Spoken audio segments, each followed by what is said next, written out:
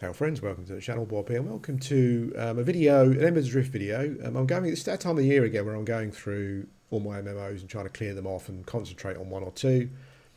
And I've got sort of like about half a dozen videos planned of just like feedback for you. I don't care about anyone else anymore. I'm kind of sick of that kind of stuff. Um, as to and updates as to where I think the games are and where they're going and whatnot. And before I clear them off, Embers Adrift is kind of one of those games. I plan to play it a bit at the weekend, but Embers Adrift is a game where I've kind of this video is going to be about Embers Adrift, but also a bit about I'm going to do a more expansive video on it, hopefully. Over the next few days, but it's about Embers Adrift, but also about general indie classic MMO development in general. I kind of got reached that point with Embers Adrift. I don't really know what it's trying to be anymore. When it was its first incarnation back in the day, Saga of Leucemia or whatever it was, it clearly wasn't a game for me. Although I hate that term, they just didn't want to entertain anything that wasn't the absolute mass hardcore. That game would have died harder than this game's probably going to die, to be perfectly honest with you. But I just don't know what it's trying to accomplish anymore. I mean, when I look at the FAQ, it's confusing because it talks about social interaction, all that kind of stuff, which is fine. But a lot of this stuff is kind of restricted within a framework of what the population is and other variables. And then it goes on to say that we're a sandbox game. Well, it's not any of those really. It's not a sandbox game. Minecraft is a sandbox game. Worm Online is a sandbox game. This is not a sandbox game. There are too many walls and restrictions in the way for you as a player for it to be a sandbox game. Assuming that we're using a definition of a sandbox, a child going into a sand pit and can do whatever they want. Like Embers Adrift is equivalent of going into a sandbox and an adult saying, go over in that corner. You can only make this with the sand, and I'm only going to provide you these tools. That's basically what this is. It's not a sandbox, and it's not a socially interactive game either, apart from, with the exception of, the few hardcore players who play all the time on peak times.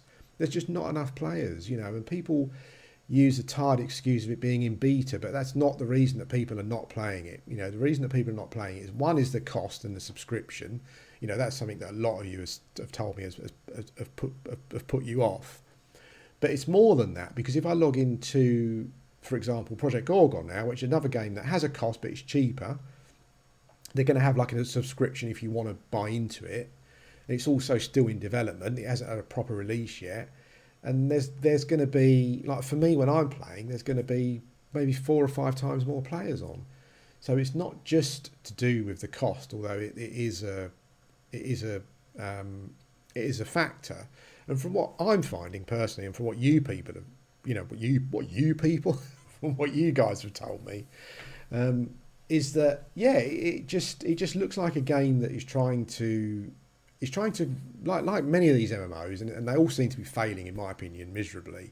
They're trying to recapture something from the classic era, but they only seem to be cherry picking bits that fit in with their ideal, and anything else weirdly is called like a WoW clone, particularly from the players on the forums. I mean, I've decided not to do any more feedback on forums anymore, and even much on from a video point of view. I just get bored of it. I'm one of those people that gets more frustrated. I'm super chill at the start, but I get more frustrated over time until I start posting stuff that is a bit narky and a bit pissy, and I don't want to get into that situation on the Embers Adrift forum. So I think I just probably give it a miss, or I definitely give it a miss on that forum and probably others. It's not worth your energy if you're one of those people that is playing an MMO and you can see potential, but players and developers seem hell bent on wrecking it and keeping it this very small game that's going to struggle to survive. Just give it a miss. It's not worth it. Players are blinkered and blinded by, I don't know, the fact the developers gave them a little sign, replied to their comment, gave them a like, or maybe the developers created a game 20 years ago that they liked, so they can't bear any grievance against the game. It's all just horrible white knighting that actually does. If my experience from Shroud of the Avatar has told me anything, it's that the white knighting did more damage to that game than any of what they used to call the toxic players who just wanted to hate on the game. You know, the White Knights did more damage to that game than anything else, and it's in the condition it's in now partly because of those players, I think.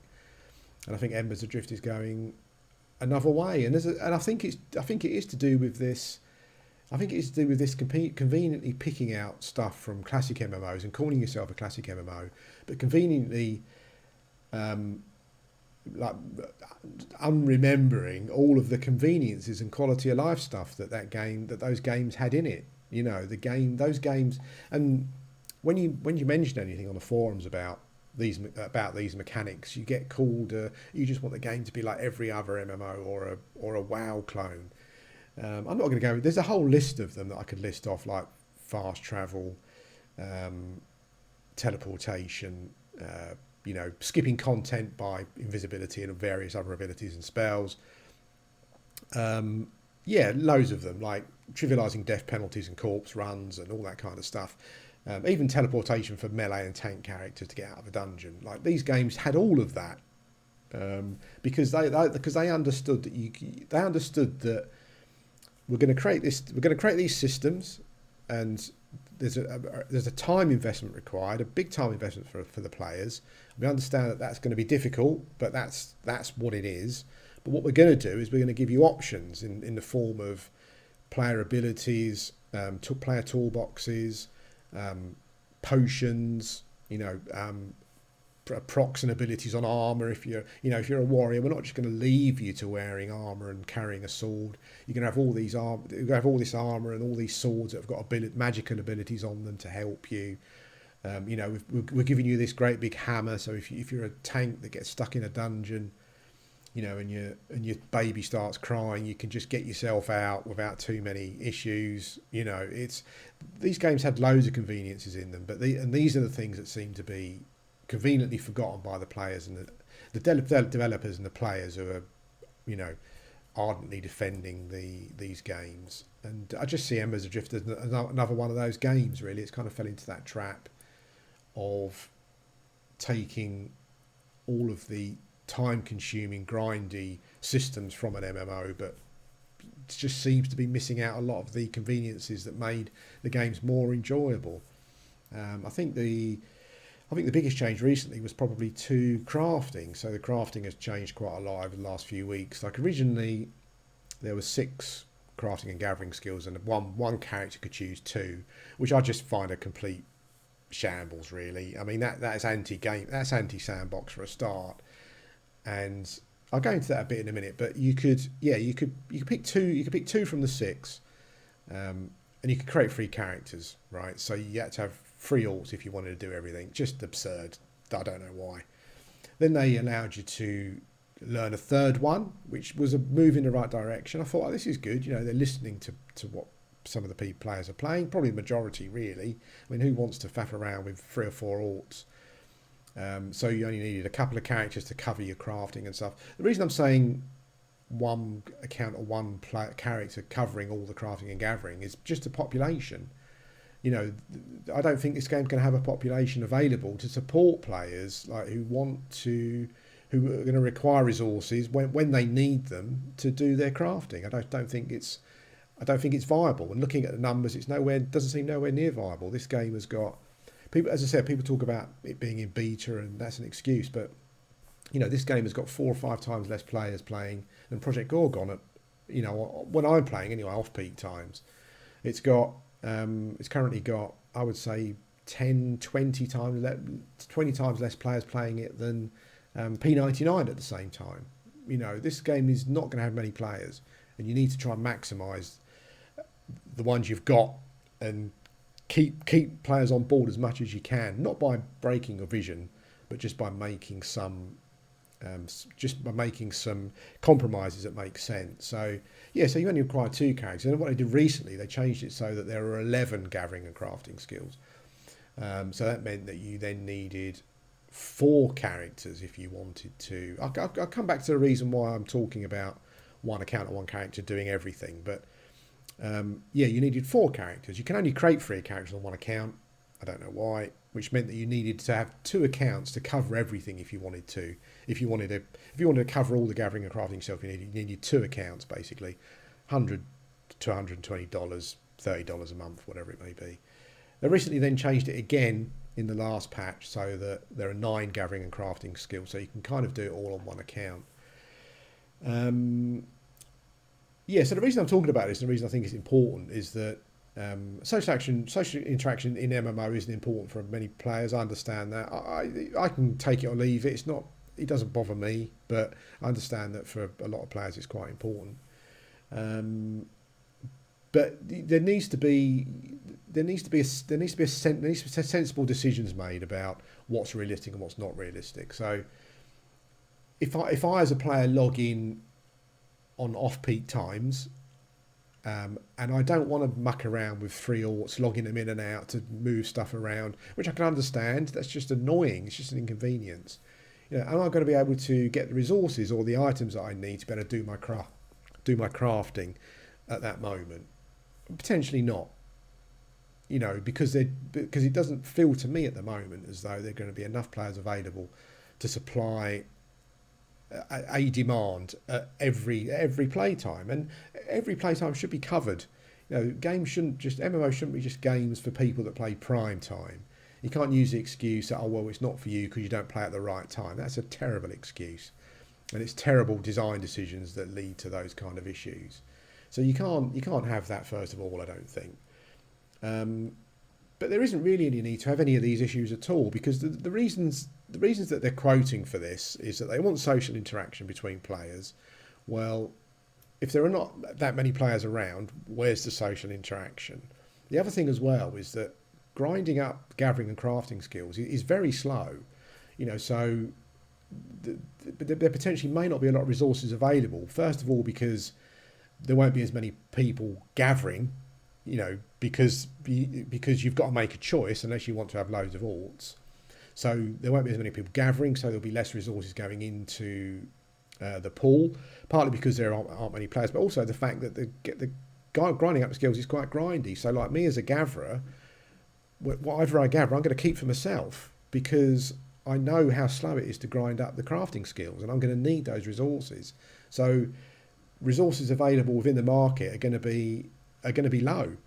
One, because it's not a huge population, not even a moderate population game. It's a small population game, and the other one is to do with the fact that grinding up crafting is very grindy, and so I'm going to keep the resources myself, either for later on when I want to grind up the skills myself, or if I've got a partner who's playing, or maybe if my guild's got a crafter, I'll be feeding them.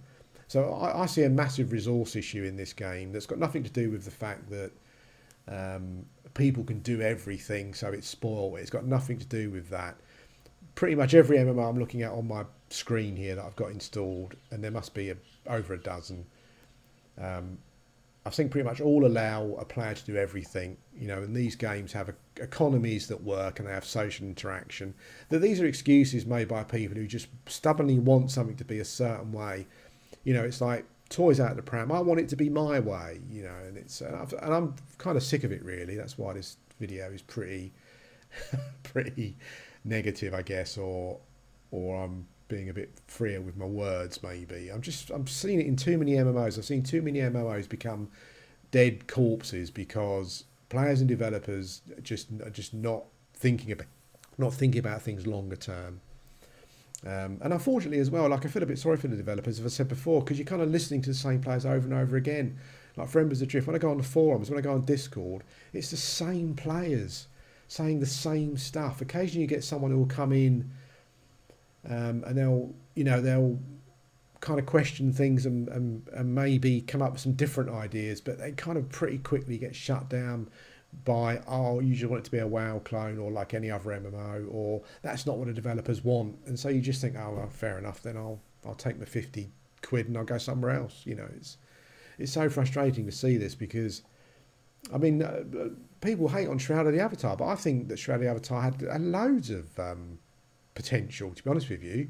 I think that it's got the bones of something pretty good there. A lot of the systems implemented are not implemented very well, but it's got the bones of a good immersive MMO. And if you put it into the hands of some competent developers, I think it'd be really, really good. So it's not that we hate these games or we want them to fail, but when you've played enough of them, and when you've when you've got thousands of views on videos and people are giving you the similar feedback, but you've got this small stubborn group of players and developers who are just interpreting a classically inspired MMO just to suit them, and they're not looking at it as a whole. It just becomes frustrating, and you just feel like you're banging your head against a wall. And I feel Embers Adrift is just going to be another Shroud of the Avatar. I just think that it's trying to appeal to an audience that would be fine, if the audience was bigger. But at the moment, it doesn't seem to be. And as I said before, I'm not buying the it's still in beta thing, because there are games that are still in beta. And there are MMOs that are still in beta, indie MMOs still in beta, that have a buy-in, and they don't have a full subscription, but they have an optional subscription. And they've got a lot more players than Embers Adrift has. So there's something fundamentally wrong at the root of what they're trying to do. And I just think that they're trying to be... I think they've interpreted Classic in a certain way, and they're trying to be true to what they think that is. And I think whatever that is just off-putting for too many people, And obviously the magic thing doesn't help at all. That's the biggest thing that you guys have said to me, I think, with regards to it. That and the cost. I don't know. Maybe they're hoping that Lazy Peon's video is going to bring in players, but it brings them into a free beta. I don't think it's going to make people buy the game.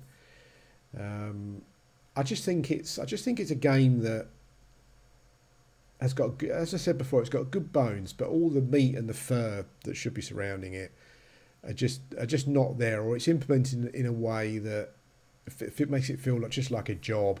I mean, the game, as many of you said to me, the game looks quite laborious to play, and it kind of is. The run animations are really slow. You do run really slowly. It takes a long while to get anywhere. A few of you have mentioned the pace of the combat, but I think that's kind of that's one of those things, isn't it? It's just, there are 2 or 3 different styles of combat in MMOs, and they've gone for a more EverQuest style. But the game is quite laborious to play, and I think that's the first thing that you notice when you come into the game, is the slow animation speed and the slow run speed, and how long it takes to get anywhere. Then you've got the fact that you're kind of forced into social interaction for certain things. It's not like a sandbox where it might be an option, but the game is giving you other ways around it if you're willing to put the time in. You're kind of forced into it. I think there are quests now where the quest you have to go into group content and stuff to do and whatnot, which I think is fine for big quests, like epic quests and stuff. But generally, if you just want to log in and run some quests and you can't find a group again because there's not many people around, it feels like decisions are being made in the game just to make it to appeal to as least people as possible. And I don't think you need to break the vision of the game to just make it more appealing. I just think you need to look at the reality of potentially how many players you're going to have when the game is released who are willing to pay a subscription, and then develop your systems around that. Look at other MMOs. They're, as I said before, every MMO I've got installed at the moment, I think allows you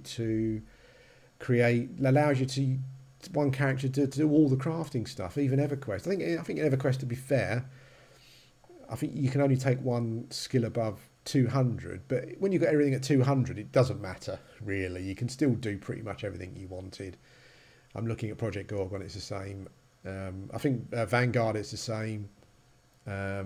Ultra Online, it was the same. You could have Ultra Online, you could have 600-700 points, I think, of worth of skills, and that would pretty much allow you to do everything you wanted to do from a gathering and crafting point of view. 600-700 points would even allow you. So, say you wanted to be a weaponsmith. I know as a bowyer, if I wanted to make bows, I could take the skills that I wanted to, all the skills I needed to be able to make a bow, including gathering the items. And I could also chuck in 2 or 3 combat skills as well, so I could go around and fight my way to the higher level resource stuff. That's a sandbox. A sandbox has got rules, but it doesn't restrict you in the sense that it will allow you to circumvent some of the mechanics if you've got the time to do it.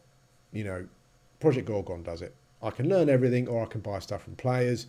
players are still buying stuff from players. That's the thing, you see. There's always going to be a population, a percentage of players who don't want to do everything in a game. They don't even want to craft or gather. They'll buy it. There's always a market. You don't need to restrict this stuff. And I think these kind of things are the things that mean games end up just very niche and empty, you know. But anyway, I hope not. You know, like if Strategy Avatar was taken over by a team of competent developers who, you know, and looked at the systems and improved them, then I would actually install that game and go back to it again, irrespective of who develops it and who doesn't like them and who does like them or whatever. It's about the game. That's all I care about, is the game. I don't care who's making it. I don't care what you've done in the past. It's just about the game. And I think that not just these developers, but I think other developers of indie MMOs are, I think their games are in the state they're in for a reason. And it's because they seem to be trying to adhere to something that wasn't even something in the first place. You know, when I think of Ultima Online, the very first MMO that I played came out before EverQuest. It didn't restrict me in any way. It was a proper sandbox. I could go where I want, do what I wanted, but it was still challenging, you know, because it let you do everything. It doesn't mean you could do everything. There was still a challenge, and I think that's what these games are kind of either misinterpreting or they're missing the mark on. They're struggling to come up with a challenge on a gameplay sense when you're actually out in the world, actually real-time gameplay when you're playing the game. But they seem to be putting all these barriers in place to maybe make up for that. I'm not sure. I'm not even sure if I know what I mean anymore. But anyway, thanks for watching. And I'll speak to you again soon.